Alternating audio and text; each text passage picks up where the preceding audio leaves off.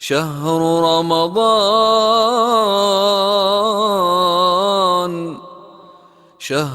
رمضان الذي أنزل فيه القرآن.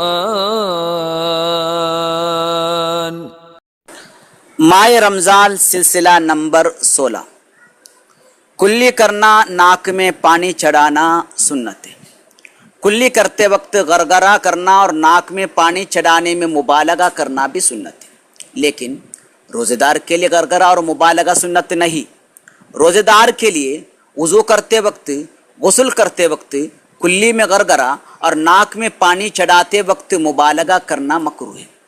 اور مبالغہ کی وجہ سے اگر پانی ناک کے اندر، ناک کے باسے سے بھی آگے چلا گیا، یا غرغرہ کی وجہ سے پانی منہ میں مخرج آ سے بھی نیچے اتر گیا تو روزہ ٹوٹ جاتا ہے. ہاں، اگر کسی کی غرغرہ اور مبالغہ سے پانی اندر جانے کی عادت ہو تو اس کے حق میں غرغرہ کرنا، مبالغہ کرنا صرف مکروہ نہیں، ناجائز و حرام ہے. یعنی غرغرہ اور مبالغہ کرنے سے وہ گناہ گار ہوگا.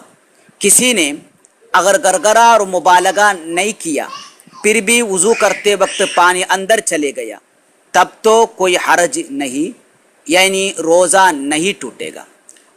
اگر کسی نے غسل کرتے وقت پانی میں غوطہ لگایا اور پانی ناک یا کان کے اندر چلے گیا تو روزہ ٹوٹ جائے گا، اگرچہ جنابت کے غسل لینے والا غوطہ لگایا ہو. واللہ ورسول. رمضان کا مہینہ مبارک ہو، قربان کا مہینہ مبارک ہو.